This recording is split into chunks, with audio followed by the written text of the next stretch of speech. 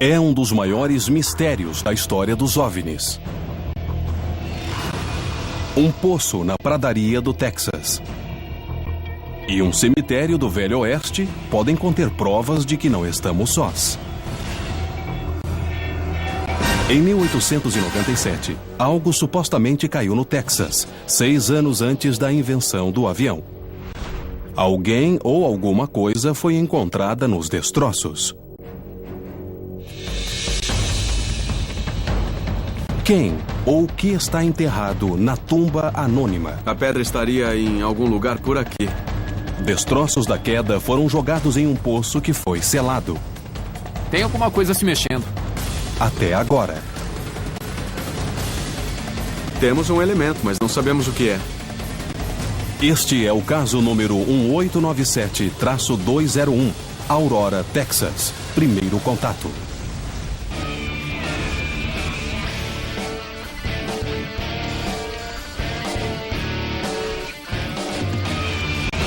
Caçadores de OVNIs.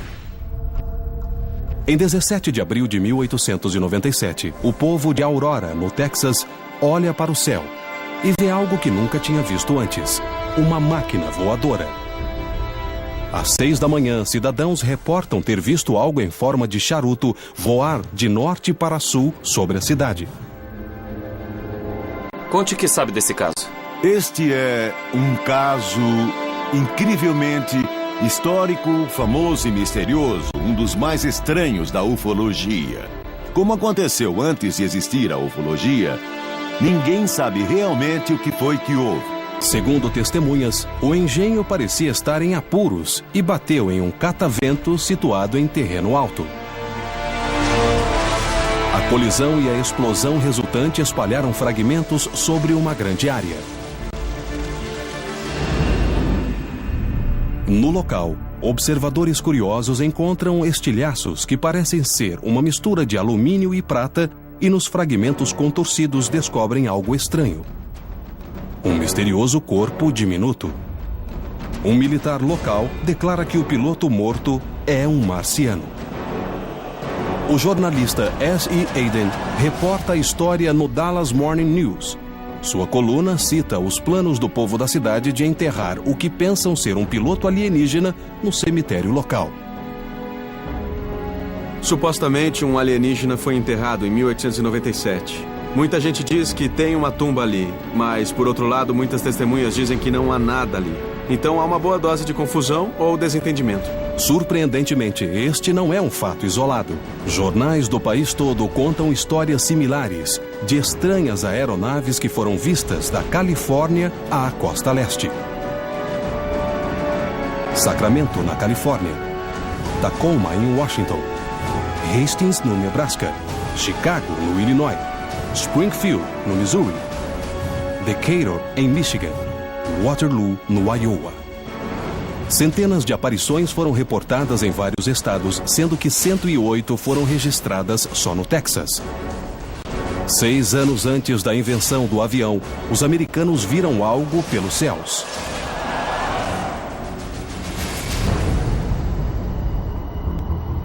Esse caso está aberto há 100 anos e é difícil de resolver. E é claro, eu quero entender por que é tão difícil.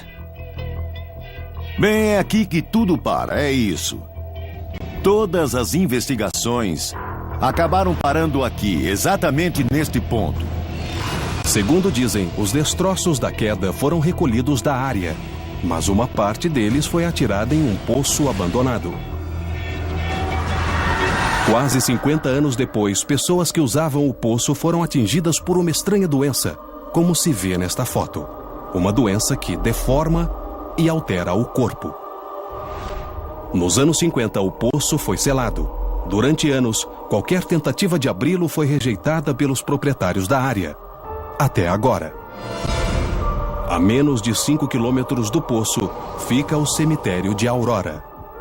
Segundo a lenda, e como citado por Aiden em seu artigo de jornal de 1897, em algum lugar entre estas tumbas, podem estar os restos do piloto alienígena.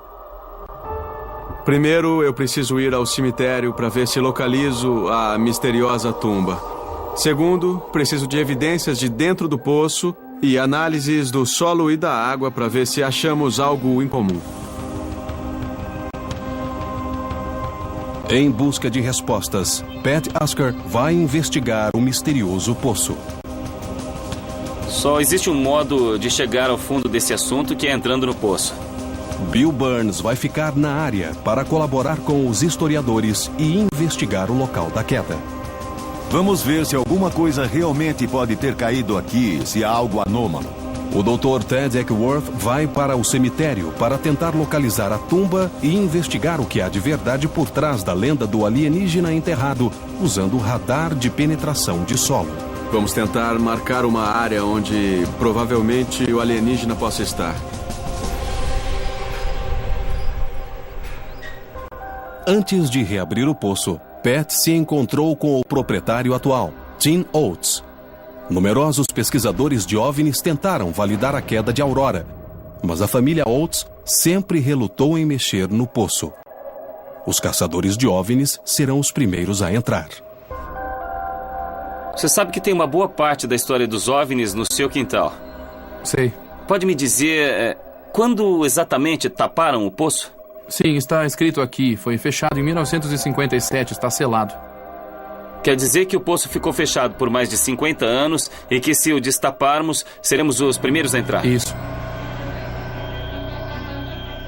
Não acredito nada dessa história. Foi uma boa história. Do tipo, digamos assim, a chegada dos pioneiros. Hoje, muitos acham que a história de Aurora é uma ficção inventada por um jornalista para chamar a atenção para sua cidade.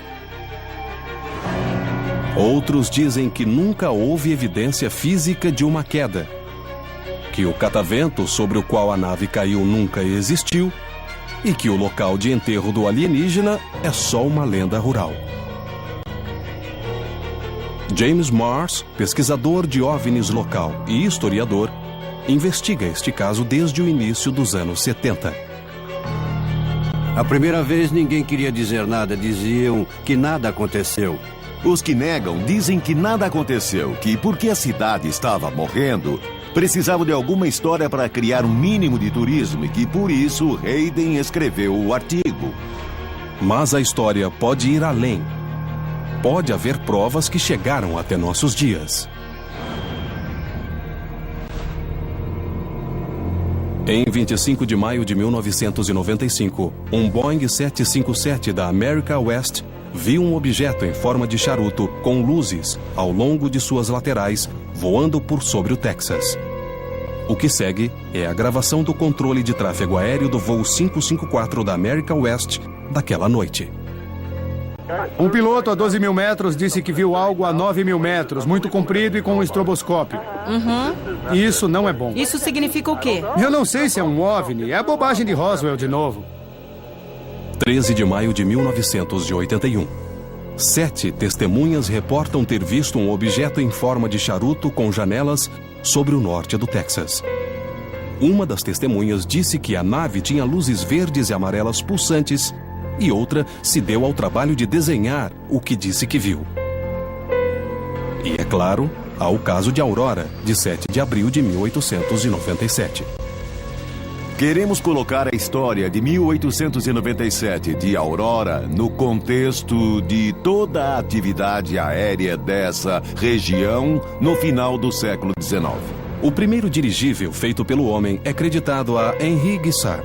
O engenheiro francês construiu um modelo em forma de charuto com 44 metros de comprimento e movido a vapor, em 1852. Dirigíveis pareciam discos voadores? Tinham asas? Eram cilindros voadores? Mas atravessar o país teria sido impossível para estes primitivos dirigíveis a vapor. Estariam as pessoas da América vendo um protótipo avançado ou seria algo de outro mundo?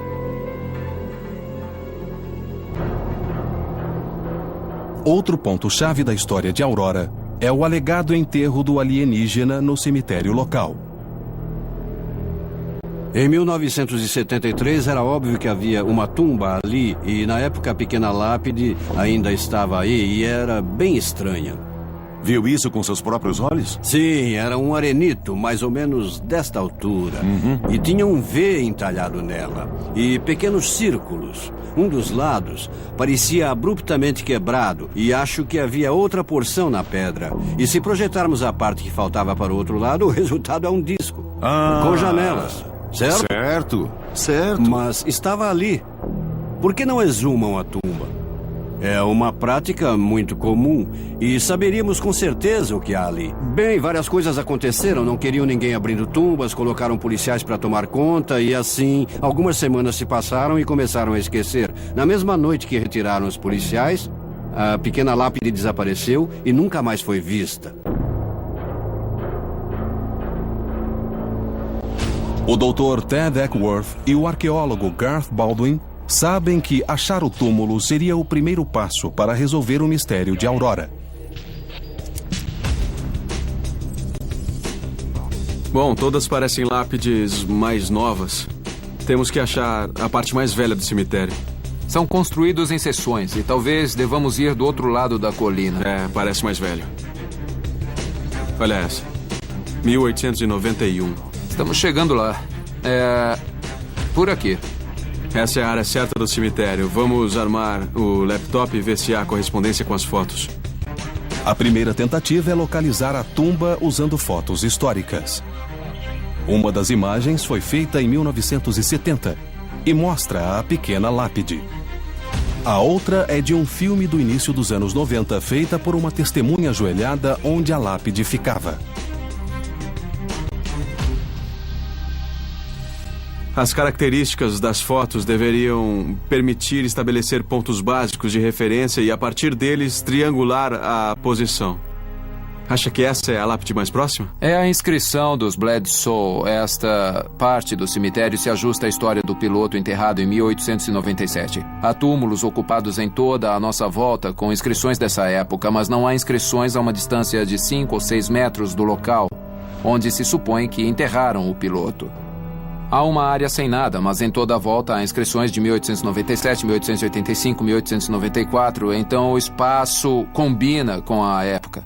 Ted e Garth examinam as fotografias. E sucesso! Eles encontraram a exata posição de onde foram tiradas. Vamos puxar uma linha da inscrição para ver se conseguimos estabelecer o vetor correto. Tá bom. Vamos começar com a placa como o primeiro ponto de referência. Vamos marcar aquilo e começar a linha. Com uma linha no chão, Ted e Garth olham outra foto para ter um ângulo ligeiramente diferente. A perspectiva indica que olhamos por baixo. Então temos que ir um pouco mais para trás. Daqui. Agora estamos debaixo dessa extremidade. Acho que é por aqui.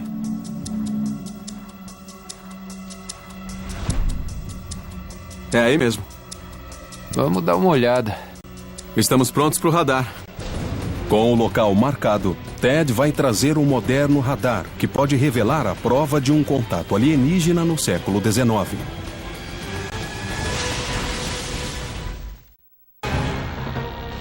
17 de abril de 1897. As pessoas da pequena cidade de Aurora, no Texas, se veem envolvidas em um dos primeiros casos de OVNIs da América.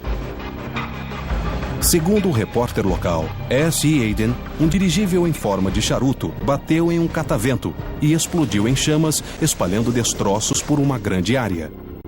Bill Burns trouxe o arqueólogo Garth Baldwin ao suposto local da queda. O dono atual da propriedade, Tim Oates, encontra os investigadores com algo estranho achado pelo filho. Eu trouxe um pedaço de metal que o meu filho Dylan achou misturado com a pedra na terra. Onde exatamente ele achou isso? Foi por aqui. Por que aqui? Dizem que o objeto bateu no catavento, caiu e bateu no chão, espalhou os fragmentos por ali e bateu bem naquela árvore. Isso causou a morte de um lado da árvore, como aqueles galhos ali. E descoloriu. Tim nos deu alguns pedaços de metal que o filho dele, Dylan, encontrou. O metal está derretido e ele o achou bem na área que sempre disseram ter sido onde o objeto caiu. Parece fundido, derretido. Isso parece ser alumínio.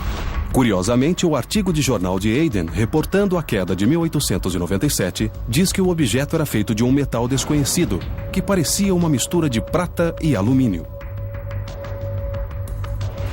É pesado.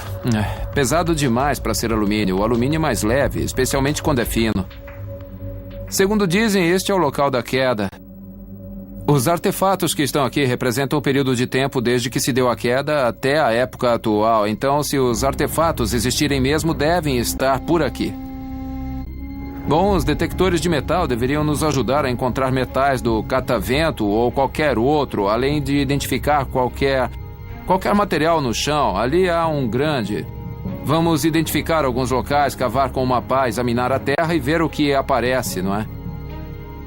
Segundo o artigo de 1897, o objeto colidiu com o topo do catavento do juiz Proctor. Realmente, registros locais provam que um juiz J.S. Proctor era dono da propriedade. Olha, tem vários buracos. Eu acho que devemos dar uma boa olhada na área e podemos cavar alguns buracos para mandar examinar. A documentação da época traz poucos detalhes e nenhuma construção ou estrutura parece existir na área do juiz Proctor. Qualquer indicação de um catavento está estranhamente ausente. Muitos céticos dizem que o catavento que não existe prova que a história da queda é uma lorota. Prego quadrado. Deve ser de antes da virada do século, sabe? Antes de 1900. Se achamos pregos dos anos 1890, qualquer coisa que tenha caído aqui em 1897 ainda pode estar aqui. Segundo dizem no local, o juiz Proctor limpou suas terras de todos os destroços. Não há registros de para onde foram levados, mas é certo que parte deles foi atirada no poço abandonado. Apesar de seus esforços, tudo o que Bill e Garth encontraram tem explicação. Como não acharam nada na superfície, o foco tem de se voltar para o poço. Tim se junta a Pat para começar a agir. Isso está na família como um mistério da cidade de Aurora. É hora de ir a fundo, no caso. Para ir a fundo, vamos ter de cavar, né? Isso, vamos. Mas logo de início, Pat e Tim descobrem uma pista. Um dos maiores argumentos dos céticos é que nada pode ter atingido o catavento do juiz porque nunca houve catavento. Tem alguma coisa aqui. É, aqui também. Por que colocariam isto aqui? São pés de um catavento. Se são para um catavento, sim, então deve ter havido um... Parece que tinha um catavento sobre o poço. Mesmo cataventos modernos, como o que vemos aqui, usam pés de metal para suportar e ancorar a estrutura ao chão. Sua família está nestas terras desde quando? 1935? Isso. E por acaso você se lembra de algum catavento? Não, eu nunca vi nenhum.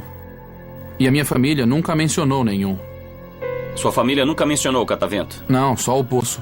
Essa é a prova de que houve um catavento. Vemos 4 bases fortes o suficiente para suportar os pés da torre. Enquanto Pat descobre novas pistas, Ted espera progredir em sua investigação, examinando o estranho metal encontrado no local. Só com uma olhada inicial, para mim é um pedaço de metal brilhante, amorfo, que parece ter derretido em algum momento e depois endurecido. E há muitos agentes contaminantes na superfície, porque o metal pode ter ficado na superfície muito tempo. Ted leva o metal a David Dirks no laboratório com o microscópio eletrônico da Universidade do Norte do Texas para análise. Eu trouxe a amostra. Tá bom.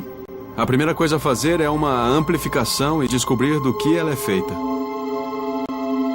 Para Ted, o passo mais crítico é identificar os elementos individuais que compõem a amostra. Se é ferro, zinco ou algo totalmente desconhecido. O aparelho vai bombardear a amostra com raios X e os elementos vão emitir radiações, que são as impressões digitais de cada um, e que sairão em gráfico. Não há nenhuma dúvida de que é alumínio. É o principal composto da amostra e nós chegamos a essa conclusão. Sem dúvida, é alumínio. As outras barras do gráfico representam traços de outros elementos na amostra. O teste revelou algo inesperado. Que pico mais largo é esse? Descobrimos algum novo elemento? Podem ser os contaminantes da superfície? Digamos que um pedaço de alumínio seja aquecido, esfriado e deixado aí por 100 anos. Poderíamos ter uma contaminação adquirida do solo? Mesmo que fosse o caso, deveria corresponder a algum elemento cadastrado. Então temos um pico e não podemos identificar de quem é. Não com certeza. É, interessante. Um elemento desconhecido daria credibilidade à teoria de que a amostra é extraterrestre. Temos um elemento, mas não sabemos o que é. Temos de fazer mais análises. Enquanto um mistério se aprofunda, outro está para ser desvendado. Pat chamou o escavador de poços Jerry Browning para remover a histórica construção do poço. Mas o que acharão por baixo? Se o poço tiver mesmo 100 anos, pode ter ruído. Ou Pat pode dar razão aos céticos, se o poço tiver sido feito após a queda de 1897. E agora, Jerry? Não podemos usar os 2 caminhões, então vamos usar a máquina para ver se conseguimos levantar um pouco. Então vamos lá.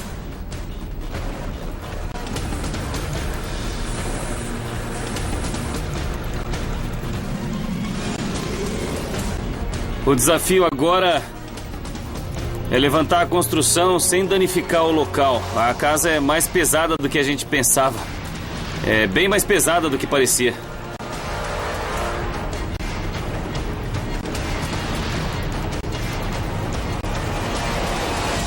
Finalmente o poço é revelado e parece estar em boas condições. E no fundo, em algum lugar, poderia estar a resposta a um dos mais velhos mistérios de OVNIs. Realmente o poço está em ótimo estado. Quase perfeito demais. Gart, olhando para isto, um dos argumentos dos céticos é que nunca houve poço aqui, quanto mais construído em 1897. O que acha? Para mim, parece consistente. A pedra tem marcas de ferramentas, de picareta, de modo que foi cavado, não perfurado. Os tijolos são feitos à mão e não foram cortados, nem foram feitos em formas. Parecem ter sido formados à mão e a própria argila parece daquela época. E por que não seria? Certamente nós não fizemos testes de carbono, mas parecem compatíveis com o estágio tecnológico que existia naquela época. Garth conclui que o poço remonta à época certa, mas logo nota algo mais inquietante. Tem alguma coisa se mexendo. Não brinque. Minha nossa. Será o que penso ser? O que é? A queda de um dirigível em 1897 em Aurora, no Texas, é um dos mais antigos e conhecidos casos de OVNIs. Os caçadores de OVNIs estão agora no local, investigando aspectos-chave da história. O cemitério, o local da queda e o recém-reaberto poço. Tem alguma coisa se mexendo. Não brinca. Minha nossa. Será o que penso ser? É uma cobra. Tem chocalho. Que tipo de cobras tem por aqui? Pode ser uma mocassim aquática. É uma cobra muito venenosa, né? Muito. Então temos um problema aqui. Você tem. Enquanto Pat avalia como vai lidar com a cobra, Bill e Garth vão ver um perito no local da presumida queda do objeto em Aurora. Meu nome é Ken Cherry. Eu sou o diretor para o Texas do MUFON, Rede Mútua de Ufologia. A MUFON começou a investigar o local da queda no início dos anos 70. Seu time encontrou traços inexplicáveis de metal que parecia ter sido fundido. Em 1973, nossos estudos indicaram que havia um modelo de dispersão de metais a partir de um ponto por esta área toda. E isso incluía um sinal metálico que recebíamos dessa árvore, cuja idade é de mais de 100 anos. Gart trouxe um detector de metais. Se o passasse pela árvore, poderia ainda haver algo? É bem possível.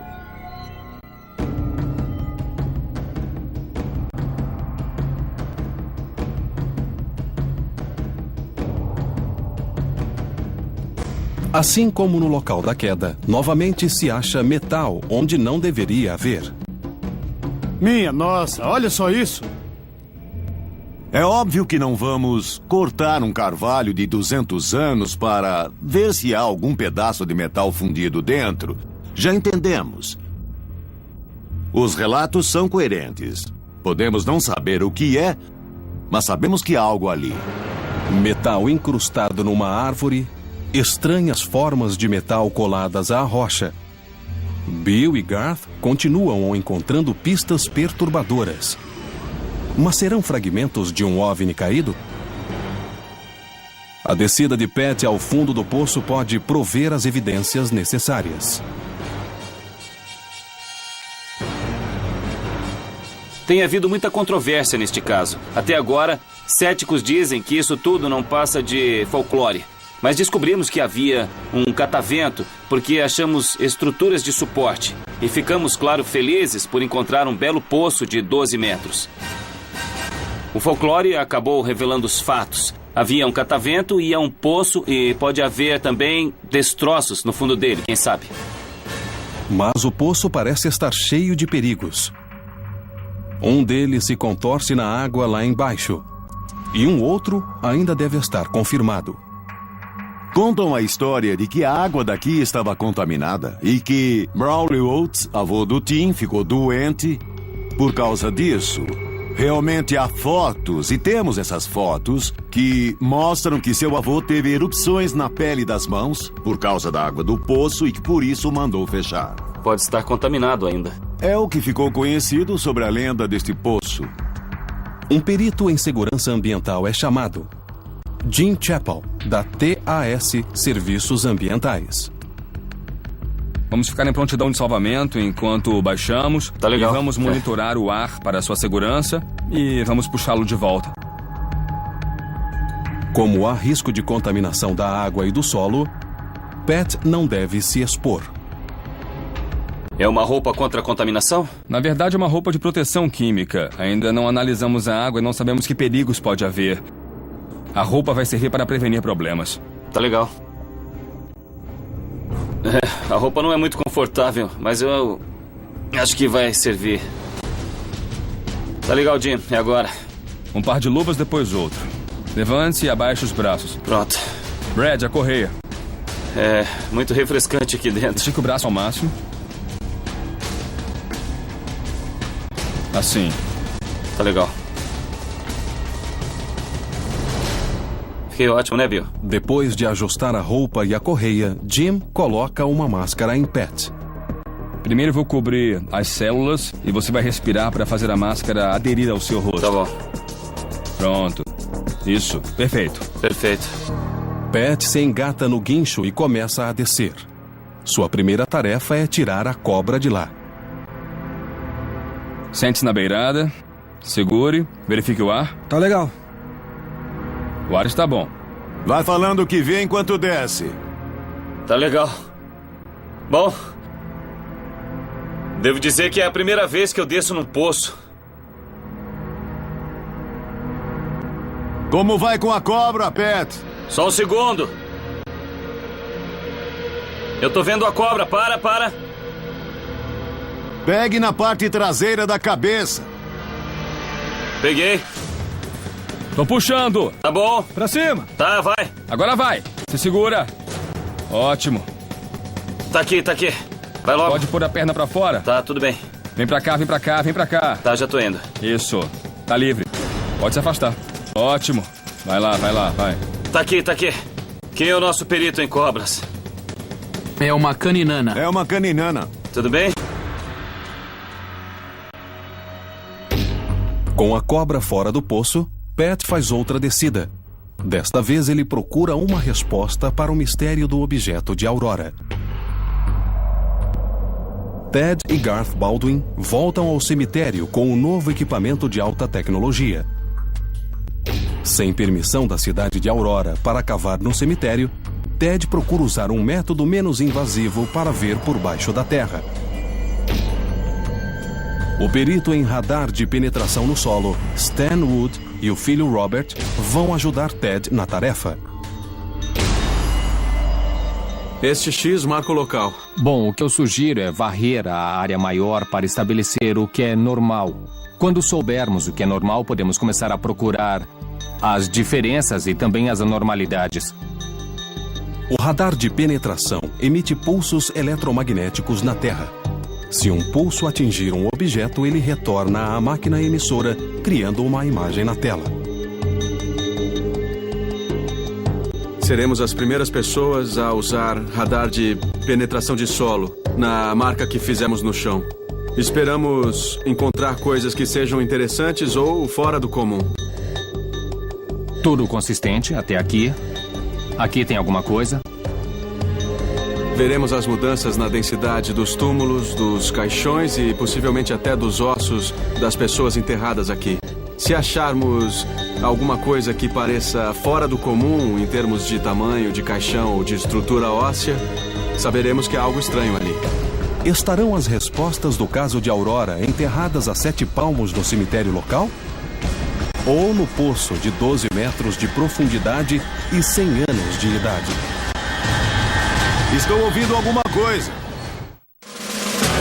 Em abril de 1897, um estranho objeto em forma de charuto supostamente explodiu nos céus de Aurora, no Texas. A análise original de Ted do metal da queda não revelou elementos desconhecidos. Ele leva a amostra ao Dr. Tom Gray para fazer exames mais avançados no acelerador de partículas da Universidade do Norte do Texas. Vamos bombardear a amostra com um raio de prótons. Isso vai fazer com que os átomos da amostra irradiem sua energia característica. Há alguma chance de haver elementos que não detectamos antes? Seria uma ideia empolgante. O exame deveria identificar todos os elementos que houver na amostra. E podemos pegar os resultados do exame, os dados, e compará-los com um banco de mais de 60 mil elementos conhecidos. Certo. Para ver se batem com algum. Se não bater, teremos algo novo. E se bater, saberemos o que é. Muito bem, está tudo pronto. Prótons do acelerador de partículas bombardeiam a amostra. O gráfico do computador mostra todos os elementos presentes no metal. Tom, o que estamos vendo? É claramente uma amostra de alumínio. Temos alumínio, isso é evidente. Mas e o elemento desconhecido achado no outro exame?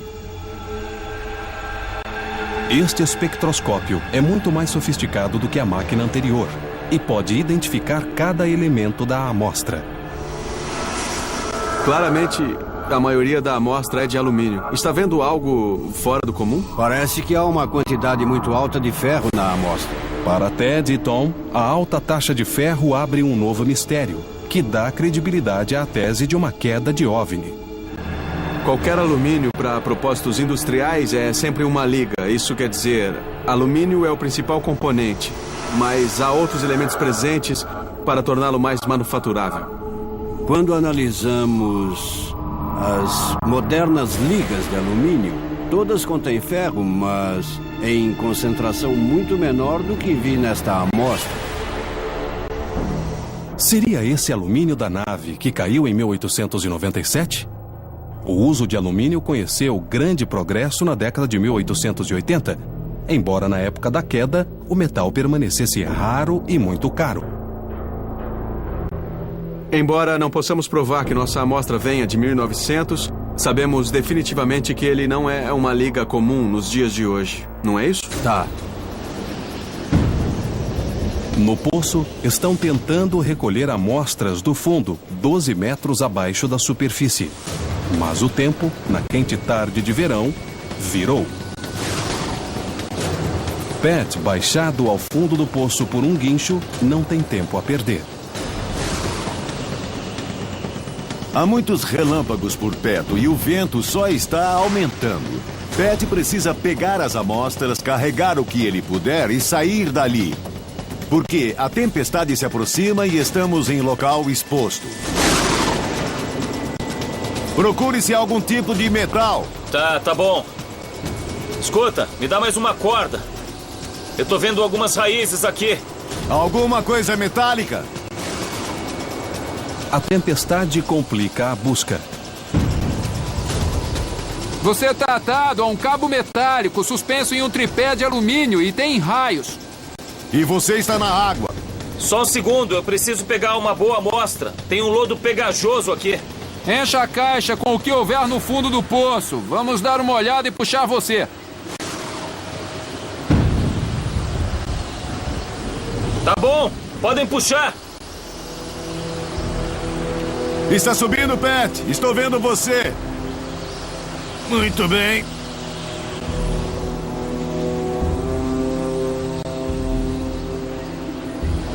Então, o que você viu? Tava escuro e eu tava de pé em 20 centímetros de lama, com água por aqui. Como pode ver pela roupa. Eu vi muita pedra, muita pedra. Algum metal? Eu não sei. Eu peguei amostras do solo também. Certo. Eu peguei amostras de água e vamos analisar. Entendi. E vamos procurar no que temos, para ver se há algum fragmento. Apesar do perigo, Pat coletou várias amostras do fundo do poço. Eu peguei as amostras de água, de terra também e alguns fragmentos. E eu vou entregar para o Ted para ver o que a ciência nos diz.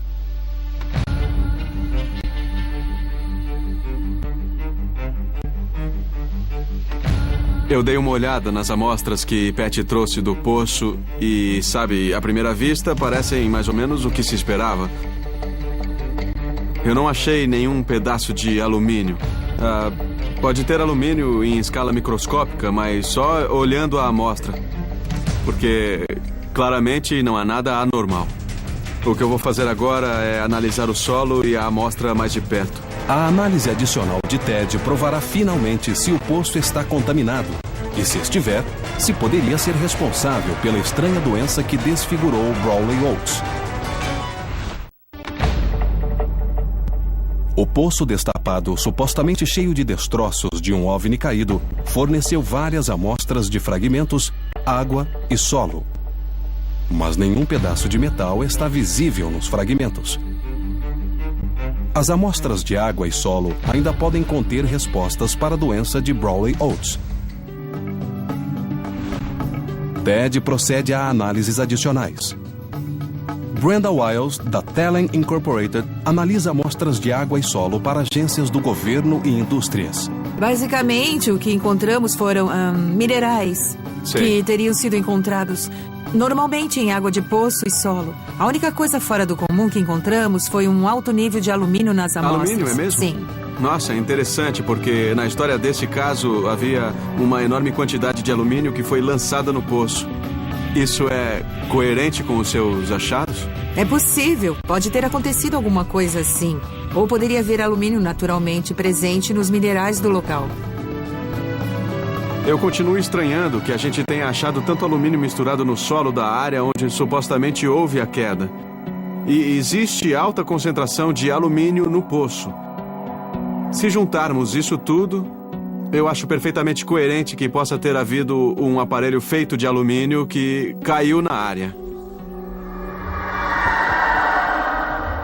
Se houve uma queda, por que não havia mais destroços no poço? Bill vai falar com alguém que pode dar mais algumas informações. Pela primeira vez, Bill Oates, o filho de Brawley Oats, concordou em dar uma entrevista à TV. Conta a lenda que, por causa da água contaminada, seu pai adquiriu lesões das mãos. E foi porque a água estava contaminada com algum tipo de metal alienígena. Eu não tenho nada e bebi da mesma água. Entendi. Mas provavelmente foi por causa do ácido úrico ou pela gota, pela artrite reumatoide. A entrevista de Bill lança dúvidas sobre qualquer causa extraterrestre da doença de Brawley Oats. Mas ele também lança luz sobre por que não se achou nada no fundo do poço. Mas seu pai sabia que havia algo estranho no poço? Ele não sabia se havia algo estranho. Ele só quis limpar o poço. Entendo.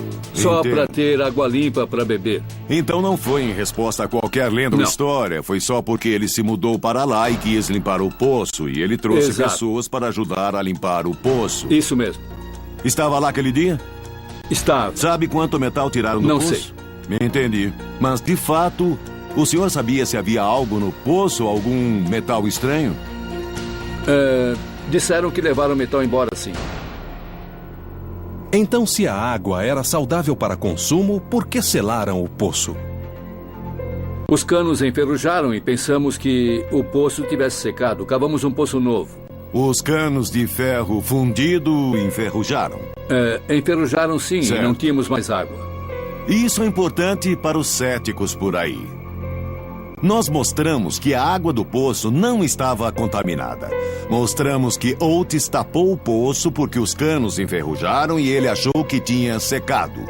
Mas o que mostramos realmente foi que quando ele comprou a propriedade e veio para cá, havia objetos metálicos no fundo do poço. Havia, com toda certeza, metais no fundo do poço de Otis, bem embaixo de onde o objeto bateu. No catavento, caiu e acabou explodindo. Com novas informações sobre o misterioso poço, Ted reúne as últimas peças do quebra-cabeça de Aurora, o túmulo do alienígena. Com o radar de penetração de solo, ele ganha a habilidade de ver sob a superfície. Pela primeira vez desde 1890, a verdade será conhecida. Há algo realmente enterrado neste túmulo sem lápide? Vamos nos concentrar aqui. Tá vendo alguma coisa? Tem alguma coisa aqui. A cada passada, o radar registra áreas onde o solo foi remexido. Ted marca os pontos com bandeirolas laranja, até que as marcas começam a tomar um contorno familiar. É incrível, o comprimento é de quase 1,80 m. As imagens do radar são conclusivas. Surge o esboço de uma área de 1,80 m por 75 centímetros. Isso é coerente com algum outro túmulo qualquer? E olha a orientação. A perfuração parece estar alinhada com outros túmulos e limites do cemitério. Se alinha com os limites dos lotes. Está alinhada com os lotes e perfeitamente alinhada com aquele lado. Bom, então a lápide estaria nesta área, dentro desta pequena área que nós estimamos. Provamos que há um túmulo ali onde havia muitas dúvidas, mas não podemos abrir o túmulo, nós não podemos cavar. Eu já trabalhei em vários cemitérios e não é raro a gente ver túmulos sem marcas. É até esperado. Mas este aqui está bem no centro de onde não deveria estar e com todas as histórias que se contam por aí, este fato é interessante. As imagens também mostraram que o túmulo ruiu por causa de solo arenoso instável. Algo ainda pode estar enterrado no túmulo, mas isso está além do que um radar capta. Eu não sei se o mistério será completamente resolvido um dia. Só o que sabemos é que há um túmulo onde há muitas dúvidas e que ele é coerente com as histórias, com as dimensões e a orientação dos túmulos daquele tempo. Os céticos disseram que não havia nada disso, que não havia o poço, que não havia o catavento, que não havia também o corpo no cemitério. E o que descobrimos é que você não pode desmentir uma história assim sem pesquisar. Voltamos 100 anos no tempo para identificar esse OVNI. Trouxemos o OVNI para o presente e encontramos o caso de uma pessoa desaparecida após um acidente aéreo. Foi o que encontramos. É minha teoria. Eu não posso dizer que essas coisas provem que a queda ocorreu em Aurora, mas elas mostram que há fatos incontestáveis neste caso e que sempre haverá uma dúvida na minha cabeça sobre o que realmente aconteceu aqui. Pela primeira vez, novas evidências foram coletadas para um misterioso caso de OVNI de 110 anos de idade. Para o que muitos assumiram ser um embuste, os caçadores de OVNIs acharam fatos irrefutáveis.